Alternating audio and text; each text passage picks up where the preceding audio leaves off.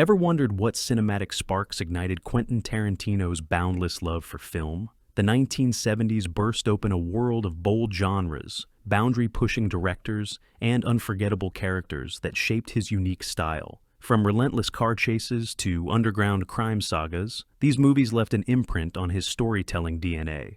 Before we dive into Tarantino's top 15 must-watch 70s picks, hit subscribe and ring the bell to join our film family. The French Connection. William Friedkin's The French Connection plunges us into the gritty streets of New York, where two tough-as-nails detectives wage a personal war on a massive heroin ring. Tarantino admires this film's raw, unfiltered realism. He's cited its legendary car chase through Queens as the blueprint for tension in Kill Bill. From its jerky handheld camera work that feels almost documentary-like, to Gene Hackman's brooding, world-weary detective, every frame bleeds authenticity. The man-on-the-edge vibe is palpable. Hackman's Popeye Doyle isn't a flawless hero, but a driven anti-hero willing to cross lines. This moral ambiguity, rooted in greed, violence, and survival, is a hallmark of Tarantino's own characters. The sparse, jazz-tinged score by Don Ellis underscores moments of calm before storm, teaching you how to build breath-stealing quiet before an explosion of violence. Even Friedkin's decision to show the dirty side of law enforcement, bribes, betrayals, burnout, was revolutionary, an open invitation for Tarantino to explore flawed protagonists. Tarantino also draws on the film's editing rhythm. The rapid cut-ins during pursuit scenes taught him how to splice action for maximum impact. It's a lesson visible every time a Tarantino character pauses, then bursts into sudden aggression. Finally, The French Connection models how to blend real-world grit with cinematic flair, flawless lessons in pacing, performance, and atmosphere that echo through Tarantino's entire filmography. Dirty Harry. Don Siegel's Dirty Harry introduced us to Inspector Harry Callahan. Tough, unorthodox, unafraid to bend rules to catch a killer. Clint Eastwood's icy glare and terse one-liners, "Do you feel lucky?" laid the groundwork for Tarantino's love of iconic catchphrases.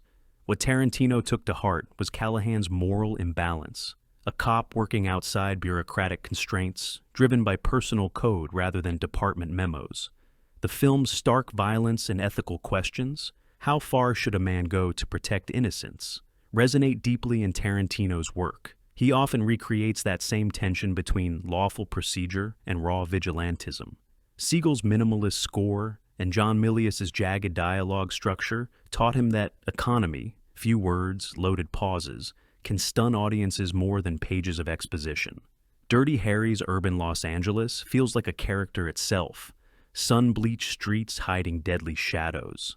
Tarantino borrowed this sense of place for his own LA backdrops, where every corner could spawn trouble. From the R-rated thrills in Callahan's drive-by scene to the cat and mouse between cop and madman, the film demonstrates pacing that Tarantino channels in sequences like the opening of Reservoir Dogs. Each moment in Dirty Harry pulses with potential energy, a lesson in how to stretch a single conversation or stakeout into white-knuckle suspense. Moreover, Harry's flawed justice, arresting suspects with borderline brutality, opens cinematic doors for anti-heroes. Tarantino's characters rarely wear badges, but they all straddle that same fine line between savior and sinner. The Getaway. Sam Peckinpah's. The Getaway crackles with adrenaline and moral decay from its very first frame. Steve McQueen and Ali MacGraw play a newlyweds on the run, caught between ruthless criminals and crooked lawmen. Tarantino admires Peckinpah's unflinching portrayal of violence as a transactional language. Bullets speak louder than words. The famous bridge sequence where MacGraw fends off attackers while McQueen rigs an explosive trap taught Tarantino how to choreograph action that's both brutal and narratively essential. Peckinpah's use of slow-motion blood spatter and lingering reaction shots showed Tarantino the power of letting violence linger on screen, forcing viewers to confront each moment of impact. He also draws from the film's themes of loyalty tested under fire. When couples or crews face impossible choices, bonds either fracture or steel themselves. The Getaway laid out the template for Tarantino's later explorations of relationships bound by crime. See Pulp Fiction's Bonnie situation, or Death Proof's misguided heroines. Visually, Peckinpah's dusty southwestern highways taught Tarantino how to use landscape as emotional backdrop. Barren roads become crucibles where characters reveal their true natures. The film's jazz-tinged, suspenseful score by Quincy Jones underscores the uneasy alliances, hinting at betrayal just beneath the surface. A technique Tarantino lifts in scenes where upbeat music contrasts sudden violence, heightening shock. Above all, The Getaway demonstrates how to fuse character drama with action set pieces. Every blast, every stolen kiss, furthers both plot and emotional stakes. Tarantino's thrill rides wouldn't feel half as electrifying without Peckinpah's trailblazing blueprint. Coffee. Jack Hill's Coffee stands as a cornerstone of 1970s blaxploitation, showcasing Pam Grier as a vengeful nurse tearing down a drug-peddling ring with calculated fury. Tarantino credits Grier's magnetic performance with redefining what a female action hero could be: smart, lethal, and unapologetically in control. Every moment Grier strides through the frame, armed or unarmed, bristles with empowerment, a direct influence on Tarantino's own strong heroines like Beatrix Kiddo. Hill blends social commentary and stylized violence, using urban decay and corrupt power structures to fuel Coffee's mission. Tarantino absorbed this mix of exploitation thrills and political edge, later injecting similar tension into Jackie Brown and The Hateful Eight. The film's gritty street-level realism, drug dens lit by harsh fluorescence, back-alley brawls scored to funk music, gives it an almost documentary texture that Tarantino mirrors when he wants authenticity to jolt viewers out of any sense of comfort. Coffee's disguise and reveal tactics, posing as vulnerable nurse before unleashing brutal justice, demonstrate the power of character duality. Tarantino uses that lesson in scenes where his characters toggle between flirtation and fatality, drawing foes in before delivering a knockout punch. The film's tight 88-minute runtime taught him the art of lean storytelling. Every sequence in Coffee propels the narrative forward, no padding, no wasted shots. A principle Tarantino respects even in his own sprawling epics. Finally, Hill's confident direction, balancing gore with glamour, showed Tarantino how to make violence beautiful without sanitizing its impact. Coffee remains a masterclass in harnessing genre conventions to craft a heroine who punches above her weight and stays unforgettable. Enter the Dragon. When Bruce Lee steps onto the island in Enter the Dragon, cinema itself shifts its center of gravity. Director Robert Clouse's martial arts spectacle expanded the language of on-screen combat, and Tarantino often calls this film his gateway into Eastern genre cinema. Lee's fluid movements, captured in crisp widescreen and slowed down in key moments, taught Tarantino how to turn a fight into poetry.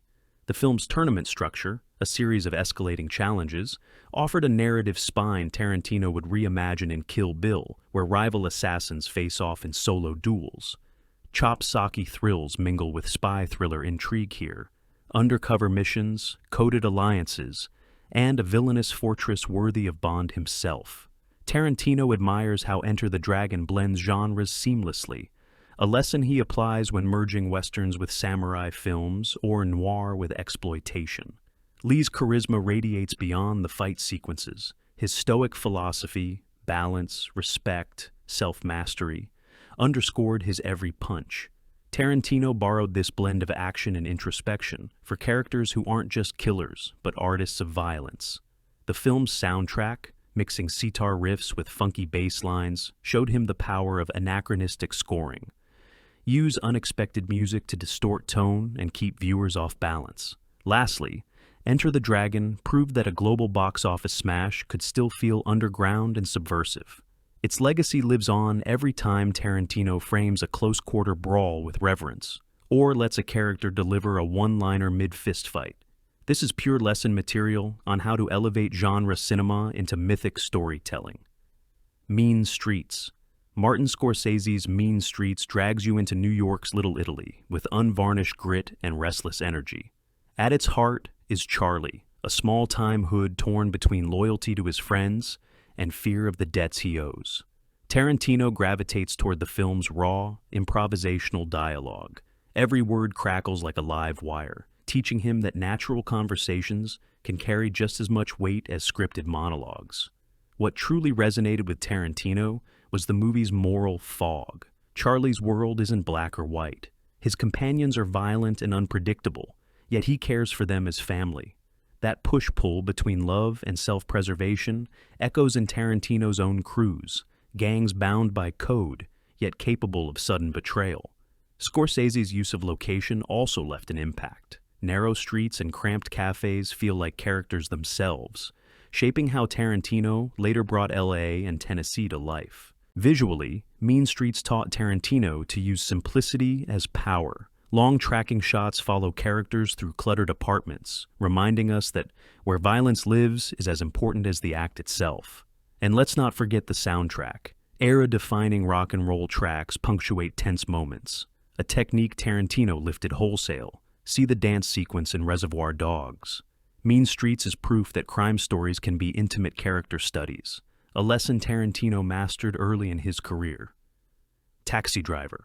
In Martin Scorsese's Taxi Driver, we meet Travis Bickle, a lonely Vietnam vet prowling New York by night. Tarantino admires how Bickle's descent into obsession unfolds through sparse dialogue and haunting visuals. The film taught him the value of letting silence speak, moments where only De Niro's intense stare or the hum of neon signifies deeper turmoil. Taxi Driver thrums with moral ambiguity. Is Bickle a hero for rescuing Iris, the underage prostitute, or a self-appointed vigilante on the brink of madness? Tarantino channels this tension in characters who straddle savior and sinner roles. The movie's grimy, rain-soaked streets also influenced his sense of setting. He learned that a city at night can feel more alive than one in daylight, a lesson he uses whenever his characters move through shadowy nightlife. Scorsese's editing, measured then explosive, also left its mark. Tarantino replicates that pattern by building slow burns that erupt into violence without warning. And the film's use of voiceover, when Bickle records his diary, taught him when narration deepens a character's psyche instead of spoon-feeding plot. Taxi Driver became his template for heroes on the edge, struggling to find purpose in a world that's turned its back on them. Apocalypse Now. Francis Ford. Coppola's Apocalypse Now is a hallucinatory journey into the heart of darkness, both literal and psychological. Willard's mission upriver becomes an odyssey through war's surreal landscapes, jungles teeming with death, helicopters roaring like mythic beasts. Tarantino was mesmerized by the film's grand operatic scale, learning how to frame moral collapse against epic backdrops. The movie's loose, almost dreamlike structure taught him that rigid plotting isn't always necessary. Scenes blend into one another with hallucinatory logic, a quality Tarantino channels when he intercuts seemingly unrelated stories in Pulp Fiction. And the contrast between serene river passages and sudden bursts of violence showed him how to keep audiences off balance. Tranquility can shatter in an instant. The performance of Colonel Kurtz, shrouded in shadows and philosophical riddles, demonstrated how mystery enhances menace. Tarantino borrowed that approach when crafting iconic villains who speak in half-truths, letting the audience fill in the blanks. Finally, Apocalypse Now's use of anachronistic music, The Doors' The End over Jungle Carnage, reinforced Tarantino's belief that bold sonic choices can rewire a scene's meaning forever. Chinatown. Roman Polanski's Chinatown is a masterclass in neo-noir, drenched in moral decay and decadent sunlight. Private Eye Jake Gittes uncovers layers of corruption that lead all the way to the California water wars. Tarantino reveres the film's restrained brutality, violence hinted at rather than shown in graphic detail, teaching him that what you don't see can haunt viewers long after the credits roll. Jake Gittes is a detective shaped by compromise and regret, a template for Tarantino's flawed narrators who chase justice on their own terms. The elegant pacing, every revelation timed to ratchet tension, serves as a blueprint for building suspense through dialogue and mirrored glances. Tarantino also learned from the film's meticulous production design. Sun-bleached pools and retro office decor prove that a strong sense of place can become as memorable as any character. And then there's the ending, where innocence is crushed and corruption stands unpunished. That bleak payoff resonated with Tarantino's belief that happy endings aren't obligatory, Sometimes stories must leave you unsettled. Chinatown taught him that darkness lurking beneath glossy surfaces makes for the most enduring cinema. Assault on Precinct 13. John Carpenter's Assault on Precinct 13 traps a motley crew of cops and convicts inside an abandoned station, besieged by a mysterious gang. Carpenter's lean, confined setting showed Tarantino how to squeeze maximum tension from a single location. As night falls, every corridor and window becomes a potential death trap, an early lesson in using space to heighten suspense. The film's minimalist synth score, thumping like a mechanical heartbeat, taught Tarantino the power of a simple motif to drive anxiety. He replicates that in sequences where a recurring musical cue warns the audience that violence is imminent. Carpenter also demonstrated how anonymous villains, silhouettes behind balaclavas, can be more frightening than fully revealed foes, a tactic Tarantino uses in films like Death Proof. Character dynamics here are equally sharp. Allies clash under pressure, secrets surface, and loyalties shift in the face of terror. That group under siege formula became a staple in The Hateful Eight, where trapped strangers peel away masks to expose darker impulses. Assault on Precinct 13 distilled lessons in pacing, atmosphere, and character conflict into a razor-sharp thriller, proof that less truly can be more. Charlie Veric. Michael Cimino's Charlie Veric feels like a masterclass in tension from its very first frame. Steve Mathau plays a weary crop duster who accidentally robs a small-town bank, only to discover the vault holds $500,000 in mafia cash. Tarantino admires how Cimino turns a humble heist into a desperate flight across empty backroads, where isolation becomes as dangerous as any gun. The dusty landscapes of Nevada and Utah aren't just backdrops but characters, reminding us there's nowhere to hide when both mob assassins and lawmen are on your tail. Mathau's laconic humor, his deadpan quips as bullets fly, offers relief without undercutting the stakes. A balance Tarantino mirrors whenever violence arrives amidst casual banter. The muted jazz score by David Shire underscores moments of false calm, teaching him how sound can build dread rather than just punctuate action. Cimino's economical dialogue and careful framing show Tarantino the power of understatement. Long, silent takes, like Veric calmly sipping coffee while danger looms, demonstrate that suspense often lives in what you don't see. The film's moral ambiguity, Veric isn't a saint, just a man scrambling to survive, resonates in Tarantino's own anti-heroes, from Mr. Blonde to The Bride. Perhaps most powerful is the climax, a sudden, brutal ambush that erupts without warning. By cutting from quiet conversation to sudden gunfire, Cimino taught Tarantino that surprise is the ultimate weapon, and the final twist, Veric outwitting both mob and cops, shows how planting subtle visual clues pays off big later, rewarding attentive audiences without spoon-feeding them. Foxy Brown. Pam Grier's breakout role in Jack Hill's Foxy Brown shattered conventions about female action heroes. As an undercover woman seeking revenge on a drug ring that killed her boyfriend, Grier is both glamorous and ruthless. Tarantino credits Foxy Brown with expanding his idea of what a heroine could be: smart, sexy, and armed to the teeth. Hill's direction blends pulpy crime, thrills with a wink of camp. Bold costumes, glaring neon lights, and sly humor keep the film from ever feeling preachy. Every sliver of Grier's performance, her cool composure as she infiltrates casinos, her fierce ferocity when justice calls, became a template for Tarantino's later heroines like Beatrix Kiddo and Jackie Brown.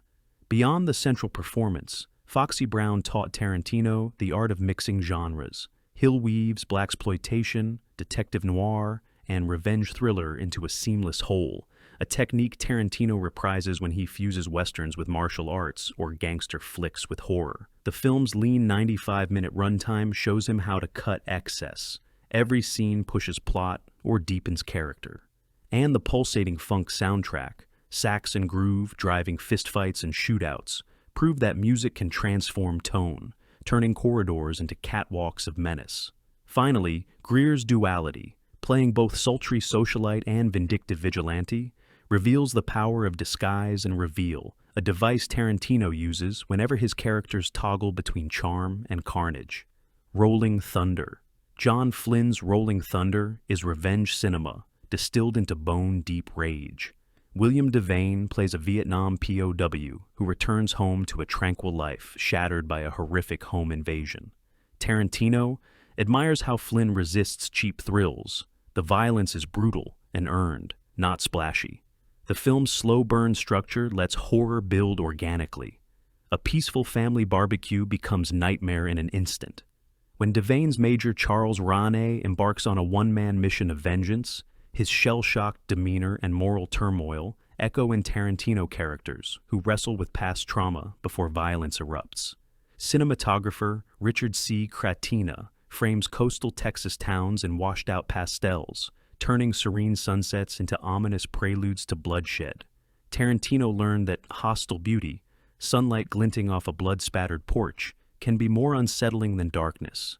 The minimalist score, all low drums and distant horns, pulses like a wounded heartbeat, teaching him that less can heighten tension. And Flynn's decision to freeze-frame the ending, Major Rane's haunted eyes lingering on screen, showed Tarantino how a single shot can refuse to let viewers go, imprinting emotional weight that dialogue alone could never achieve. 5 Deadly Venoms, Shaw Brothers. 5 Deadly Venoms opened Tarantino's eyes to wuxia choreography and coded storytelling. 5 fighters, each mastering a unique animal style, centipede, snake, scorpion, lizard, toad, are suspected of murdering their master. A blind disciple infiltrates the group, turning the hunt into a layered mystery. Tarantino fell for its inventive fight design, bodies twisting like serpents, strikes that mimic stings. The color-coded costumes and masks helped him see how visual shorthand deepens storytelling, letting audiences track multiple characters even in chaotic group sequences. Director Chang Che's rapid cross-cutting during battles taught Tarantino how to splice action for maximum impact, while the use of poison and secret loyalties inspired his own layered betrayals. The eerie, echoing soundtrack, gongs and flutes clashing over clashing blades, proved that setting and sound can become characters in their own right. And the film's theme of honor corrupted by ambition resonated in Tarantino's ensembles, from the Bride's Vendetta list to the treacherous gangs of Reservoir Dogs. 5 Deadly Venoms remains a touchstone for how distinct styles, when woven together, can form a tapestry of suspense and spectacle. The Mac. The Mac immerses you in the pimp-run underworld of Oakland, where Goldie rises from prison to kingpin, mastering both turf and style. Tarantino admires how director Michael Campos doesn't glamorize crime so much as reveal its seductive power. Julian's smooth charisma, silk suits, swagger, razor-sharp dialogue teaches Tarantino that a villain can be magnetic if given panache and purpose. Richard Pryor's cameo as a hustler adds brutal humor, showing how well-timed levity can diffuse tension before it snaps back with vengeance. The film's funk-laden soundtrack, horn riffs, and wah-wah guitar defines every alley showdown and boardroom betrayal, illustrating Tarantino's later knack for anachronistic music choices. Campus's long tracking shots through smoky clubs and neon streets highlight how environment shapes character. Each cut ties character emotion to setting. Above all, the Mac embodies moral ambiguity. Goldie's rise hurts countless innocents, yet you can't help rooting for his cunning. That conflict between empathy and condemnation surfaces again in Jackie Brown and Django Unchained, where flawed heroes navigate cruel worlds with equal parts charm and brutality. That completes our tour of Tarantino's top 15 70s influences. Which film are you adding to your watch list first? Hit the comments below, and don't forget to subscribe for more filmmaker deep dives.